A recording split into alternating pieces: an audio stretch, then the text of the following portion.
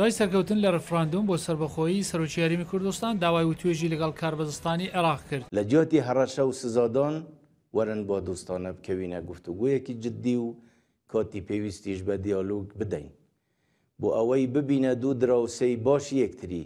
بەڵام عێراق هەنگاوێکی بە پێچەوانەی هەڵێنایەوە. سەرۆکوەزیری عێراق ئەلعیبادی سێشەممە دەستوری بە هەرێمی کوردستاندا کە کۆنتڕۆڵی فڕۆکەخانەکان ڕادستی دەسەڵاتداری فێدراڵ بکات ئەجینا ڕوبەڕۆی قەدەغەی پەرواز دەبن.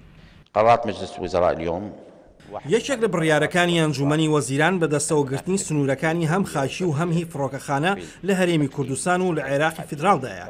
ئەنجومەنی ئاسایشی نیشتیمانی پێشتر ئەو بڕیاری دەرکردووە، بەڵام ئەمڕۆ ئەنجومەن کردی بە بڕیارێک کە دەبێت جێبەجێ بکرێت. ئەو بڕیارە هەموو دەواازەکانی سنووری و هەڵبەساردنی هەموو پەروازەکانی دەرەکی واتە هاتوچۆ بۆ هەرێم لە هەولێر و سلێمانی دەگرێتەوە.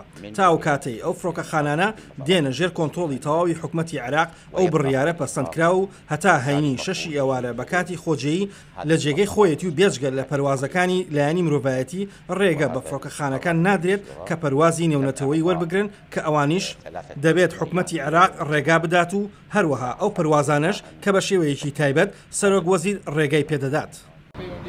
وەزارەتی گواستنەوە پەیوەندیەکانی هەریم دەڵێت ئەو بڕیارە کارتێکردنی خراپی لەسەر گەلێک بەش دادەنێت. پەیوەستە بە دام و دەستگای دیبلۆماسی و نوێنەرایەتی وڵاتان لە هەرێمی کوردستان، پەیوەستە بە ڕێکخراوەکان و نووسینگەکانی نەتەوە یەکگرتوەکان لە هەرێمی کوردستان، هەروەکو بە شێوەیەک لە شێوەکان پەیوەستە بە فڕۆکەخانەی بە فڕۆکەوانی عەسکەری کە لە حکوومەتی هەرێمی کوردستان و لە فڕۆکەخانەی هەولێر جێبەجێکرێەوە تا ئێساکێ فڕۆکەخانەی هەولێر مەکۆیەکی تەواو گەرمی فڕۆکەکانی هاوپەیمانانە بۆ شەڕی دژی داعش.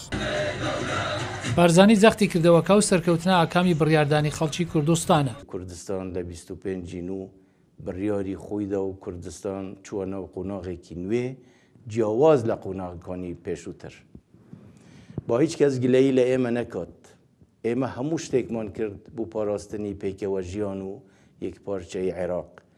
بەڵام کە بەغدا پێکەوە ژیانی قبوڵ نەکرد و گەلی کوردستانی ناچار کرد بڕیارێک بدات کە پێویست بوو زۆر لە مێژە درابە.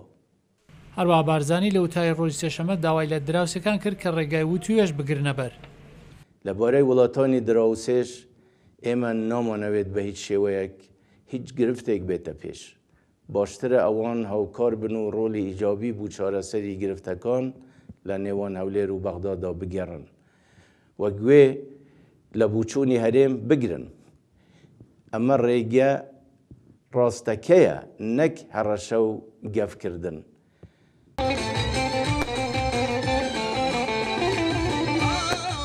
ڕاگەهینە ئەس بلەزم تا